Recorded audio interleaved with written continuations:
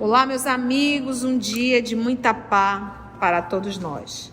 Hoje é exatamente 8 de maio de 2023, estamos nós reunidos para estudarmos a obra Lázaro Redivivo. Nós iniciamos o nosso estudo anterior, o capítulo 18, intitulado Espírito Farisaico, que é o nosso estudo anterior, e hoje nós iremos dar continuidade. Falamos que este é um capítulo, esse capítulo em si é um capítulo histórico, que nós fizemos algumas pesquisas para enriquecer esse capítulo. Então, vocês podem sim fazer perguntas, tá bom? E fazer as anotações, que tem muito material para ser dado. Vamos iniciar então fazendo a nossa prece de gratidão. Eu vou pedir para o professor Valdeir. Hoje ele não cantou, mas ele vai orar para a gente, não é verdade? Senhor Jesus, te agradecemos por estarmos juntos na intimidade desta casa que nos acolhe e dos nossos corações que se entrelaçam com o mesmo propósito, considerando que somos uma assembleia integrada por espíritos encarnados e desencarnados. Muitos aqui como nós, carentes, incipientes, precisando tanto do lenitivo maior. E os nossos irmãos que nos vêm auxiliar, amparar, socorrer, ajudar, curar. E tudo isso, Senhor, porque o Teu amor nos alcança, nos abraça e nos convida a arar. Que possamos, pois, Mestre querido, ao nosso turno, nos esforçarmos mais e mais para merecermos esse ambiente de paz. Obrigado, Mestre querido Jesus, envolve-nos com a Tua paz, não como os homens consideram a paz, mas aquela paz que só Tu podes nos oferecer. Que assim seja. Muito bom. Então vamos lá. O nosso estudo anterior, o nosso querido Humberto de Campos, ele está nos ambientando falando do farisaísmo. E uma das coisas que mais temos aprendido quando fala dos fariseus é justamente essa atitude deles da hipocrisia, onde havia muito conteúdo e absolutamente nada de vivência ou quase nada, onde existia um movimento de muita intelectualidade, muito conteúdo e absolutamente nada de vivência, onde havia um movimento de muita cobrança, de muitas exigências externas e nada absolutamente de vivência, entende? Então é isso aqui, o Humberto de Campos está apresentando para todos nós, essa hipocrisia do farisaísmo. Continuando. Seus mantos luxuosos requisitavam a reverência do povo e, quando penetrava o templo, o fausto de sua presença eclipsava, ofuscava o próprio santuário. Ele se tornava, o luxo da roupa era tamanha que ficava muito maior do que o próprio luxo do santuário, para você ter uma ideia. Dirigiam-se a Jeová, e aí vamos aqui entender por que Jeová, tá bom? Então, já começa as nossas pesquisas. Vamos entender o termo Jeová. É uma latinização do hebraico, uma vocalização do tetragrama YHWH. Então foi como eles chamam, uma vocalização. O nome próprio do Deus de Israel na Bíblia hebraica e um dos 7 nomes de Deus no judaísmo, tá? Então, daí o termo Jeová. Então, você falar em Jeová, você sabe que é do latim e foi uma forma de uma vocalização das consoantes, porque o hebraico antigo não tinha vogal, a letra vogal não existe, é só a letra consoante, só são os consoantes. Então é por isso que quando eles faziam um estudo hebraico, um estudo antigo, quando você põe uma vogal, pode mudar totalmente uma história. Então era necessário que fossem os mestres, porque eles sabiam, entendeste, o conto oral para interpretar aquelas citações que estavam só com as vogais. E detalhe, não existia vírgula, não existia ponto seguido, não existia exclamação, isso não existia. Então não era algo fácil de se estudar, era necessário sim, por isso que era necessário os mestres hebreus, entendeu? Os mestres judeus, que faziam realmente essa interpretação.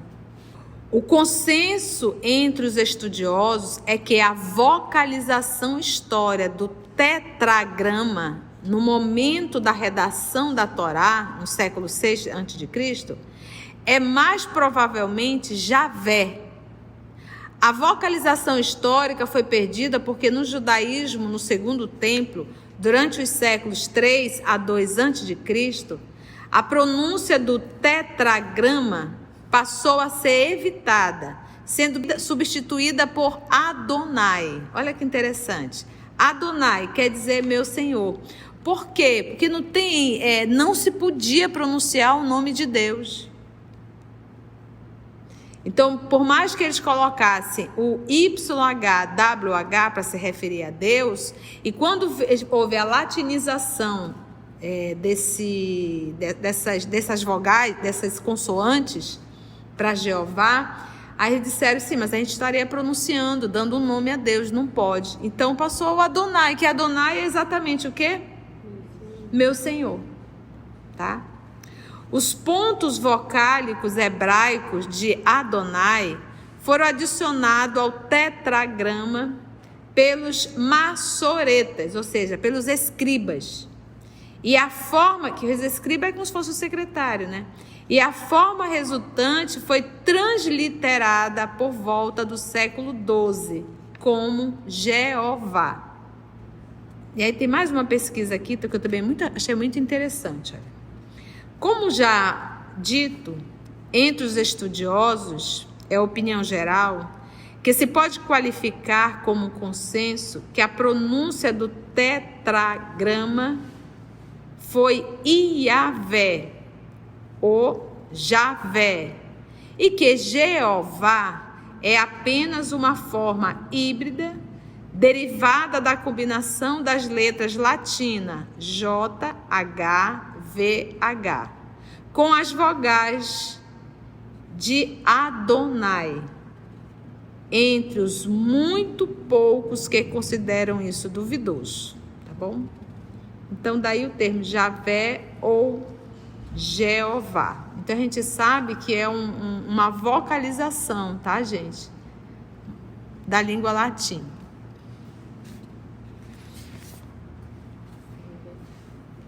Dirigiam-se a Jeová, o Altíssimo. Então a gente já sabe que está se falando, se referindo a quem? A Deus.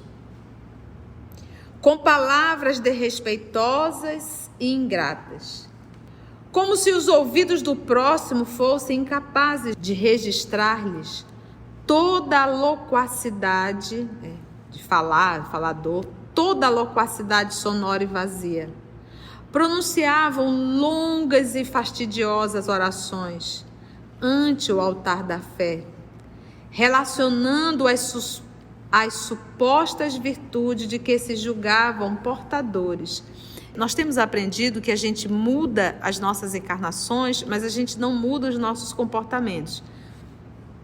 Então, às vezes, você vai para uma reunião, mesmo nossa reunião do movimento espírita, aquela reunião de trabalhadores em que você vai discutir algumas mudanças, e a gente percebe aquela coisa muitas vezes cansativa, muita discussão, muita picuinha, e perde tanto tempo fazendo tantas regras, tantos papéis, tantos relatórios, sabe? Tanta coisinha, que o principal não se faz, que é o trabalho verdadeiramente da evangelização. Então, de forma até mesmo inconsciente, a gente continua buscando as coisas materiais em detrimento das coisas espirituais. Eu digo que nós espíritas precisamos verdadeiramente sentir, ter a consciência, né? Buscar a simplicidade e fugir desse movimento aqui em que você perde muito tempo discutindo coisas. Aí quando você vai ver o resultado final, gente, muito daquilo dali não foi nem preciso. O que é essencial para um ser humano, para um trabalho? É o amor com que se faz. E quem constrói milhares de papéis, milhares de regras, milhares disso ou daquilo, nem sempre está em posse do que mais necessita para o trabalho, que é o amor, o respeito, a consciência do trabalho. Costumo dizer, a gente não pode, com esses nossos excessos, querer robotizar o trabalhador. Então, por exemplo, o que eu estou querendo dizer? Se você está fazendo uma faculdade, você consegue decorar tudo e você vai até apresentar, mas você percebe que é uma apresentação sem consistência, é uma apresentação vazia, é uma apresentação medrosa, é uma apresentação decorada. Você consegue identificar isso? Quando a pessoa não tem verdadeiramente domínio, fica chato até mesmo para quem está ouvindo, porque fica uma coisa cansativa, fica uma coisa difícil de se compreender. E às vezes a gente traz isso para o centro espírita. Então, quando é que eu vou começar a falar verdadeiramente do espiritismo? Quando eu ter consciência do espiritismo. Não são as regras que irão me fazer sentir o espiritismo. Entende o que eu estou querendo falar? Então, às vezes você quer apresentar vamos supor agora que nós estamos vivendo esse mundo de lives, né? E eu me recordo que a primeira vez que eu fui convidada por uma instituição para fazer a live, lá no início da pandemia, olha, você usa roupa tal, você se porta assim, você muda assim, você não sei o quê, isso aqui, não sei o quê, vira para um lado, vira para o outro, enquadra, não sei o quê. E eu ali olhando tudo aquilo vai me... O que eu gosto das coisas naturais e das coisas simples. E quanto mais tempo se perde se discutindo, fazendo relatórios e um monte de papel, o povo continua morrendo de fome moral e sede moral.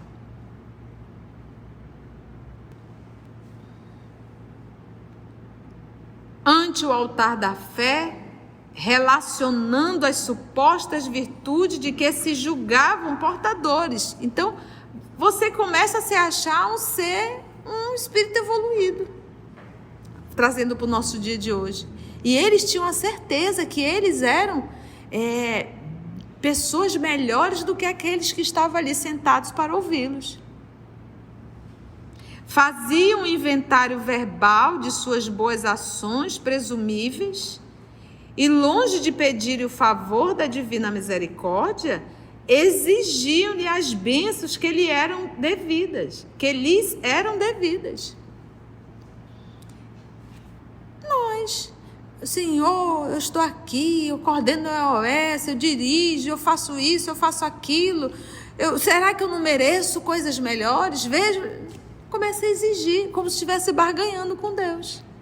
E se sentindo no direito de receber o que é melhor. Às vezes a gente vê criaturas, quando a dor bate na porta, a pessoa diz, mas como, Senhor?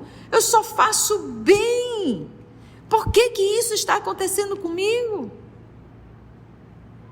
Então você vê que ainda é um comportamento de um passado não muito distante, aonde nós barganhávamos com a divindade.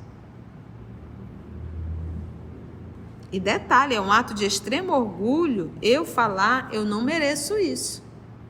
E eu estou dizendo assim, Deus só está sendo injusto. Quando eu digo eu não mereço isso, eu estou dizendo Deus só está sendo injusto. Mas tia, quando de repente é alguém que nos faz o mal, eu digo eu não mereço isso, que eu te fiz muito bem, né? Merece. Sabe por que merece? Porque você fez esperando reconhecimento, então merecia. Não é verdade? Quando a gente faz sem aguardar nenhum tipo de reconhecimento ou aplauso, a gente não fica nessa apurrinhação, porque a gente não criou expectativa. Mas quando a gente cria uma expectativa e vem alguém, passa uma rasteira, a gente diz, que decepção, a gente diz, tu merecia. Por quê? Porque criou a expectativa. Exigiam-lhe as bênçãos que lhes eram devidas, segundo o palavrório de seus lábios incansáveis, porque é o povo para falar. Palavrórios incansáveis. Ostentando atributos mentirosos. Esse é Humberto. Ostentando, mostrando, né? Ali em alto bom tom, atributos mentirosos, porque eles não tinham. Gente, quem é moralizado nunca divulga. Sabe por quê? Porque a pessoa moralizada, ela já tem como exemplo Jesus Cristo. Então, quando ela se compara com Jesus Cristo, ela percebe o quanto ela é menor ainda, o quanto ela é pequena. Então, ela vai estar sempre dizendo que é muito pequena. Porque o parâmetro para ela de moral é Jesus. Entende? Esse daqui, quem é o parâmetro? Ele mesmo. Ele se sente. Ele tem certeza que ele é um ser moralizado. Porque existe ainda farisaísmo nos dias de hoje. Então, quando eu começo a achar que eu sou um espírito evoluído, isso já mostra que eu estou meio fascinado. Por quê? Porque quando eu acho que eu sou um espírito evoluído, eu estou sendo movido pelo quê? Pelo orgulho. Pelo orgulho e pela vaidade. Ostentando atributos mentirosos, estavam sempre dispostos às polêmicas mordazes, né? Que agride. Sempre. Estavam sempre dispostos às polêmicas. E o que Jesus ensinava? Eu gosto da fala de Estevão, né? Fuja das contendas. Perante as quais a caridade e o esclarecimento passavam de longe, caridade nenhuma. Basta ver o que Paulo fez com Estevão, que Paulo era um fariseu também. Passavam de longe, repelindo aquelas bocas de falsos advogados da fé. Falsos advogados da fé, porque eles estavam defendendo a lei mosaica, não é verdade? Por isso que Jesus disse, eu não vim para dizer a lei está errada, não. Eu vim para cumprir a lei. Ninguém devia tomar-lhes a dianteira nos mais humildes assuntos. Ante a aproximação dos adventícios, né, dos estrangeiros, erguiam-se irritados, espalhando protestos e irradiando cóleras sagradas. Inculcavam-se supremas autoridades intelectuais do mundo religioso e administradores e juízes eram obrigados, antes de agir em qualquer setor, à audiência prévia dos supostos mandatários da inspiração divina. Não, você tinha que ter vindo aqui contar para mim tudo para poder saber se pode ou não. O tempo golpeou-lhe as tradições. O alvião, vocês lembram o alvião, quando eu era criança eu chamava de avião, pega o avião, aquele enxadão, né? Aquela ponta fina que você vai rasgando a terra. E aí eu vou pedir para a Lígia colocar aí o alvião, né, Lígia? Põe a imagem aí para a gente conhecer. O alvião do progresso, né? Nesse processo de instrumento que mexe, que movimenta, modificou a paisagem e as transformações políticas constantes renovaram a vida intelectual do povo escolhido. Tempestades de dor e morte desabaram sobre Jerusalém, convertendo-a num campo de destroços. depois de Jesus, vieram as hordas de Tito, trazendo ruína e destruição. Vamos já acompanhar um pouquinho essas destruições que aconteceram em Jerusalém. Em 637, foi ocupada pelos árabes e retomada pelos cruzados em 1099, sentindo os efeitos terríveis das invasões. O templo, edificado na época de Salomão, por artistas fenícios, com admirável suntuosidade arquitetônica, cheio de ouro e marfim, relíquias e madeiras preciosas, foi destruído por conquistadores fanáticos, sedentos de guerra e dominação. Então, a humanidade sempre teve a necessidade de fazer templos suntuosos, até hoje. Até hoje. Quando é que nós vamos? Aí volta de novo a simplicidade.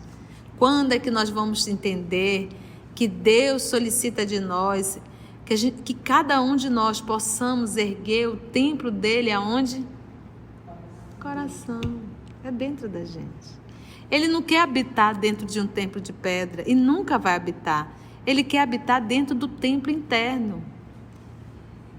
A gente deixar Deus habitar em nós.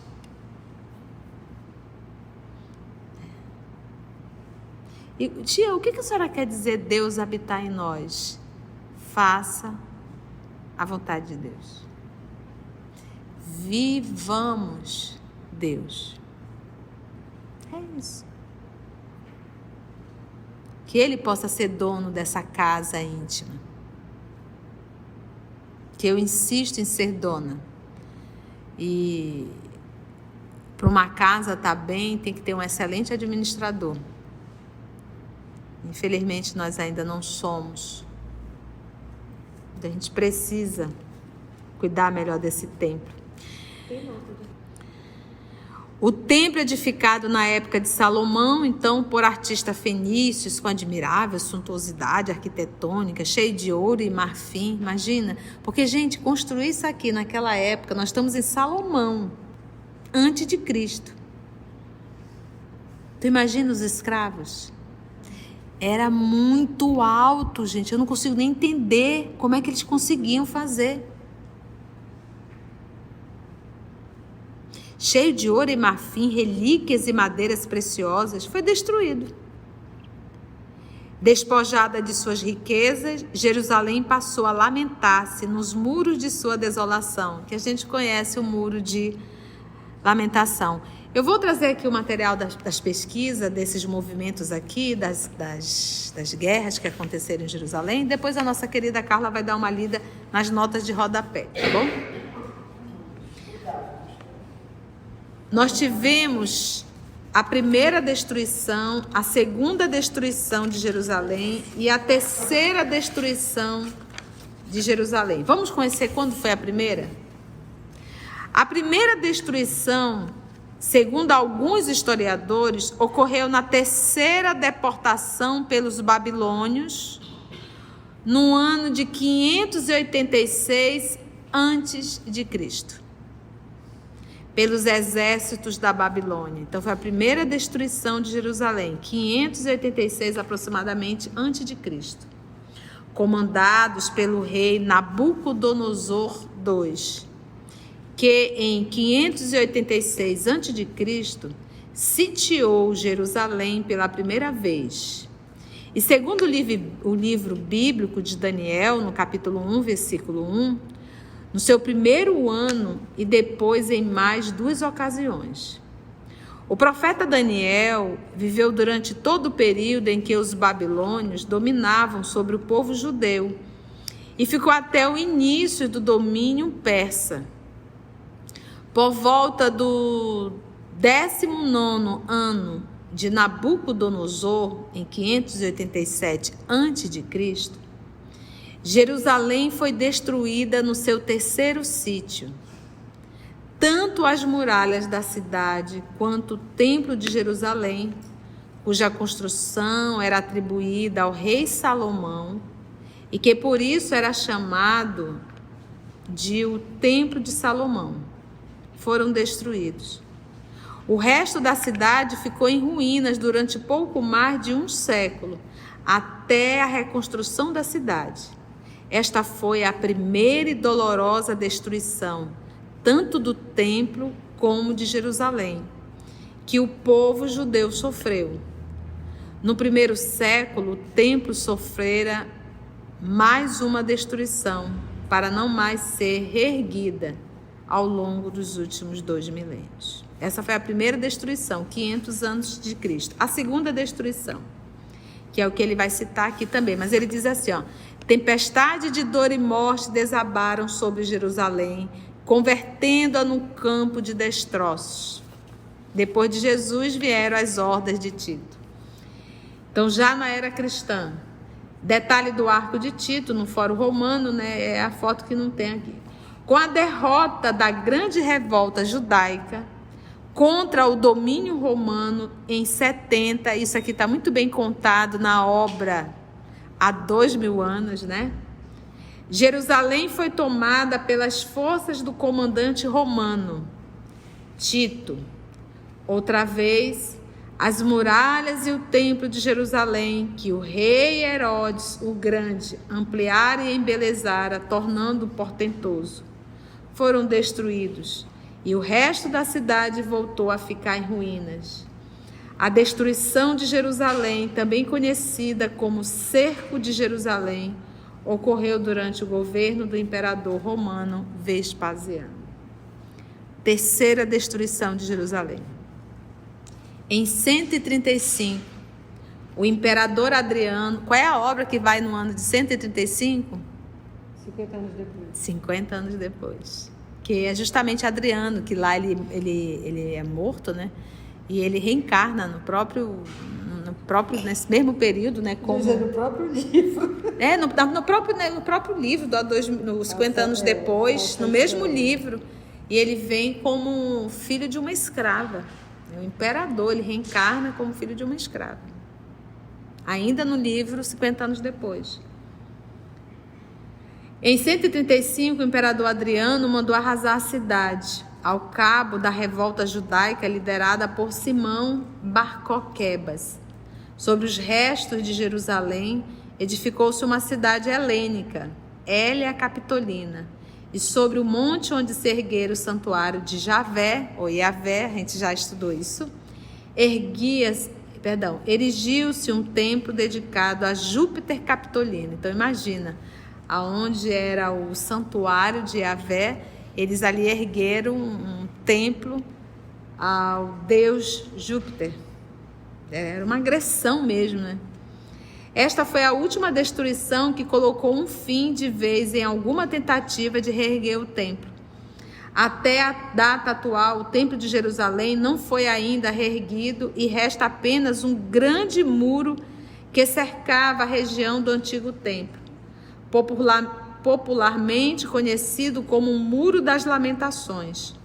Os judeus foram proibidos de viver próximo a Jerusalém e cerca de 900 aldeias judaicas na Judéia foram completamente destruídas e seus moradores mortos, escravizados ou banidos da região.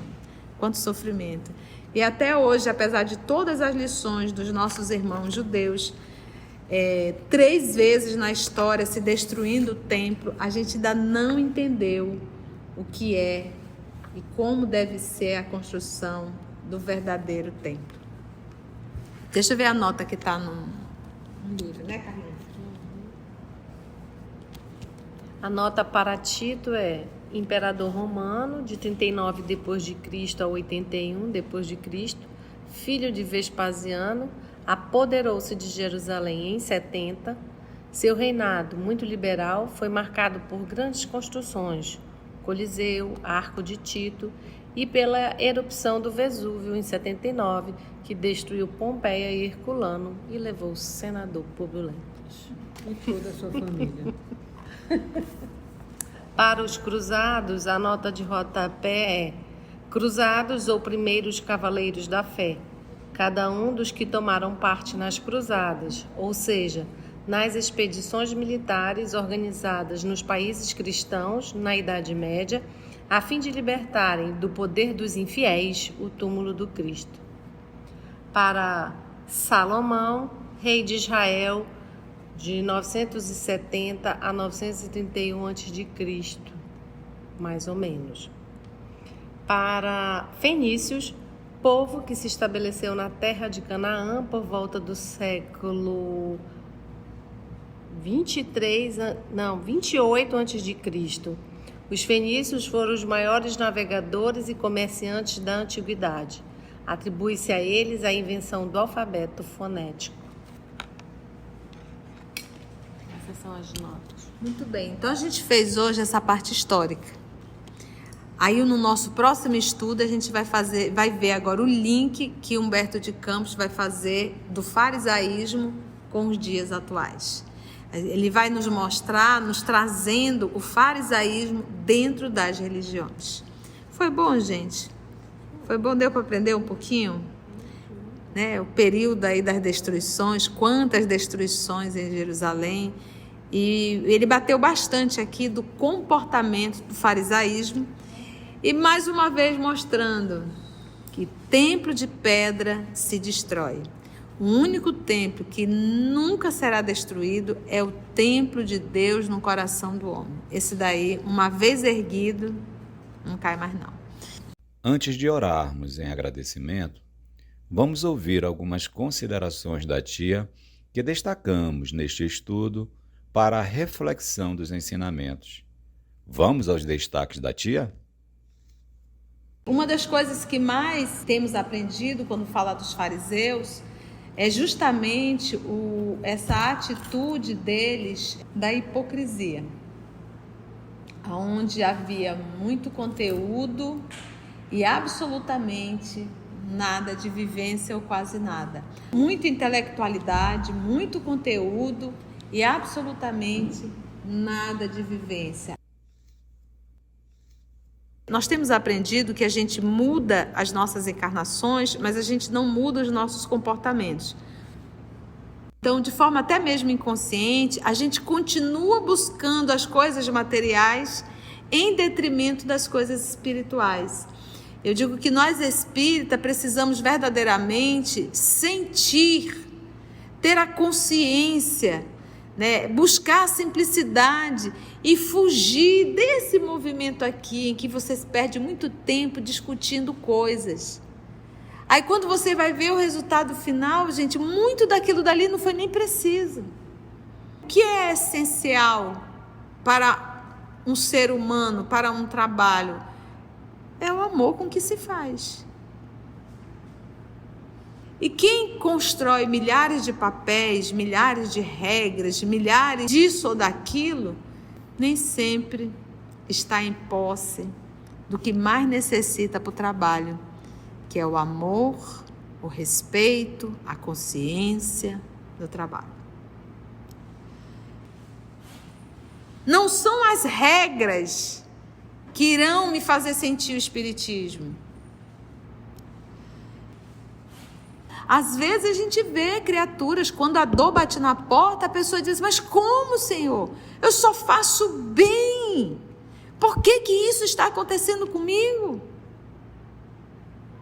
Então você vê que ainda é um comportamento de um passado não muito distante, aonde nós barganhávamos com a divindade. E detalhe, é um ato de extremo orgulho eu falar, eu não mereço isso. E eu estou dizendo assim, Deus só está sendo injusto. Quando eu digo eu não mereço isso, eu estou dizendo Deus só está sendo injusto. Quem é moralizado nunca divulga. Sabe por quê? Porque a pessoa moralizada, ela já tem como exemplo Jesus Cristo. Então, quando ela se compara com Jesus Cristo, ela percebe o quanto ela é menor ainda, o quanto ela é pequena. Então, ela vai estar sempre dizendo que é muito pequena. Existe ainda farisaísmo nos dias de hoje. Então, quando eu começo a achar que eu sou um espírito evoluído, Isso já mostra que eu estou meio fascinado. Por quê? Porque quando eu acho que eu sou um espírito evoluído, eu estou sendo movido pelo quê? Pelo orgulho. Pelo orgulho e pela vaidade.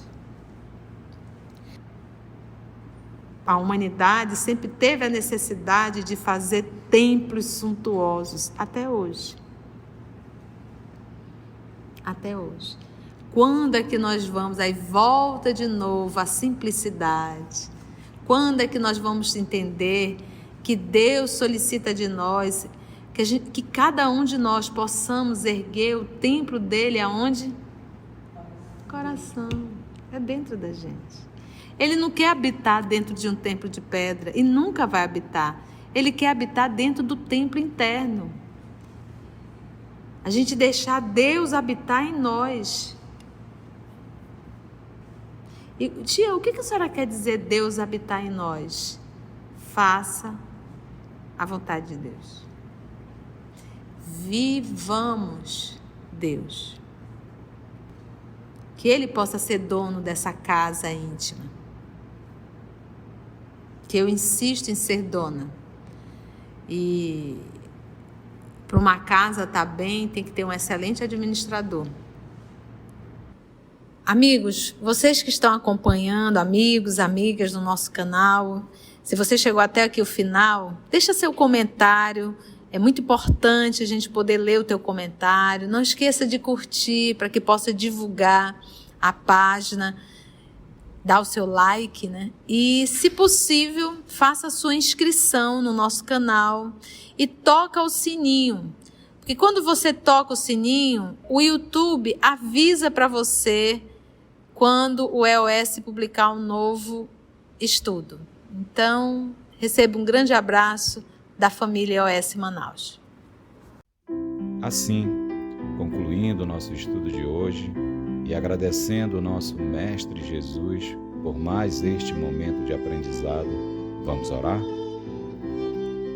E assim agradecemos a Deus nosso Pai, agradecemos a Jesus o amor de nossa vida e aos amigos espirituais aqui presentes. Graça te damos, Senhor, que assim seja.